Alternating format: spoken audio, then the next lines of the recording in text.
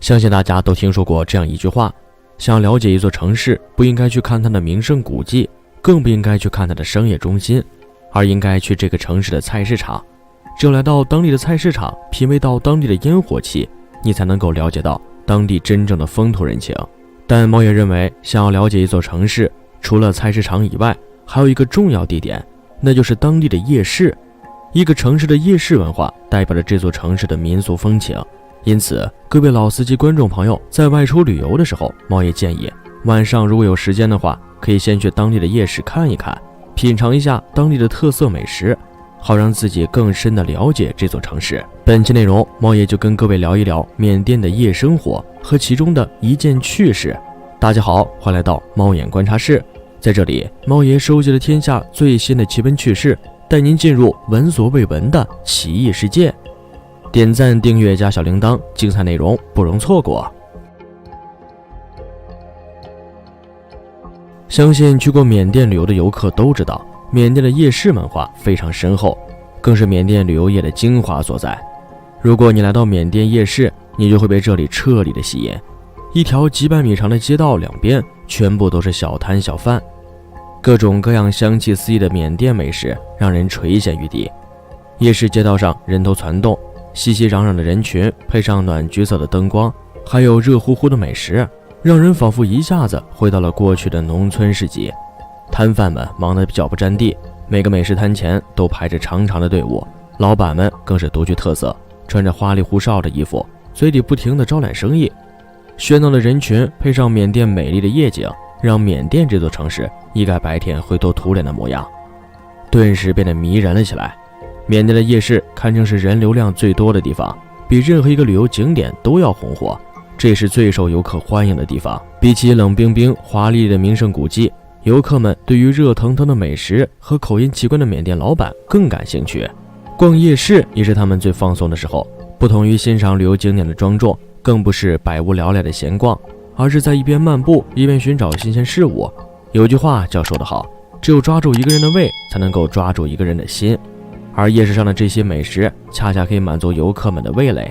游客们的安心并非来源于旅游地的名胜古迹，而来源于美食进入食道的充实感。如果你去缅甸旅游，在夜市上碰到有穿着清凉的缅甸姑娘们要不要豆浆油条时，记住猫爷今天的话，千万不要理他们。看到这里，可能有的老司机观众会摸不着头脑，大晚上的又不是早餐，喝什么豆浆吃什么油条？其实这些缅甸姑娘并非真正让男性游客品尝豆浆，而是以这种好奇的搭讪方式诱导游客去附近高档的消费场所。一旦游客跟着这些缅甸姑娘前去，80%的几率会上当受骗。他们会在中途为游客点几杯高价的饮品，然后再借此离开，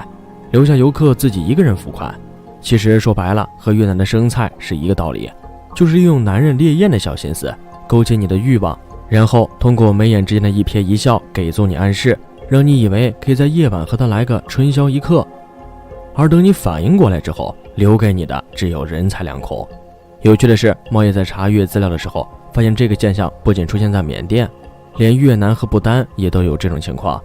而且发布这些文章或者视频的博主用的统一的标题要素都是美女豆浆油条，具体的出处已经很难找到了。经过对比之后，猫爷发现越南和不丹那个应该是营销号为博眼球下杜撰的，而缅甸的这个是国内旅客亲自遭遇之后分享流传下来的。那么看完缅甸明面的夜市，本期内容重点来了，接下来猫爷为各位老司机揭开缅甸夜市的另一面。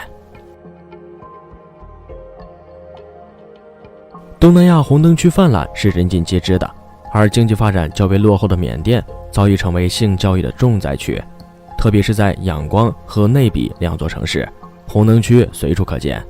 并且由于从业人员太多，这里的服务往往是物美价廉，性价比很高，用户的评价也比较好。但从法律层面来说，性交易在缅甸依然是违法的，因此从业人员必须要在开业的时候给自己披上一层合法的外衣。缅甸的非法交易可以说是泛滥成灾，甚至已经分成了几个不同的等级。最初级的就是站街女郎，街道、马路、巷子等地方能看到很多浓妆艳抹的女子四处招揽路过的男性，而且这个群体人数非常的庞大。为了抢生意，他们甚至会在晚上准备一支手电筒，好让顾客看清他们的脸，因为竞争太激烈了。这种形式的站街女，顾客可以把她们带走，寻找合适的地方完成交易，比如酒店或者自己家，而且价格非常的低廉，每次不超过10美元。高级一点的会隐蔽一点，老板们会以按摩店、KTV 或是酒店作为合理掩护，利用客户的口口相传，把自己的生意逐渐做大。当然，这些商人的收入会超过正规服务的10倍以上。通常来说，那些没有自己的小姐的老板，一般一个月可以收入500到600美元，但如果自己有队伍的话，收入大概率就能翻倍。但无论是否翻倍，这样的收入都比那些合法工作来钱要快得多。而这些还只是比较常见的面向工薪阶层的交易。与此同时，为了能让自己的生意顺利做下去，老板们还要假借开正规宾馆的幌子，从当局获得各种文件，然后回到当地警署和分管该片区的警察沟通，在言语之中暗示自己到底是做什么生意的。等正式开业后，老板们还要每年给警察上交100多万缅币的保护费，这样这些警察们就会在上级领导通知突袭的时候提前通风报信，让你做好准备。当然还有更高级的会所，装修的富丽堂皇，地段也是最繁华的，专门用来接待有钱有势的达官贵人。这里面每次消费在500美元以上，一般的人只能望而却步。当然这里的女性也是最年轻、最漂亮、服务内容最多的那一批。如果老板自己人脉够广，能开起来高级会所的话，那他们的收入还能再涨一波。如果还想玩的再高级一点，还可以办酒吧、时装秀，但这一般在仰光和曼德勒这样的大城市比较常见，小城市很少会有。简单来说，这种时装秀就是让舞台上的美女穿着特别凉快的衣服，摆弄着充满暗示的姿势，步步走向观众，然后台下的那些看客们自然会把钱送到这些小姐的手里。几十年来，缅甸从事这个行业的工作者越来越多，这里的名气也越来越大，世界各地每年都有很多人来到此地寻欢作乐。虽然缅甸法律有禁止色情行业的明文规定，但是其法律本身极度不健全。如果一个嫌疑犯舍得花钱，律师会给你找很多条漏洞，让你免于处罚。而最神奇的一条法律就是不管犯了什么罪，只要交够足额的罚款，都能免去牢狱之灾。因此在这样的环境下，嫖客和商人们的风险几乎为零，从事这个行业的人也越来越多，在国际上名气也越来越大。近些年已经成为了很多嫖客的天堂，很多人不远万里也要来缅甸尝尝鲜。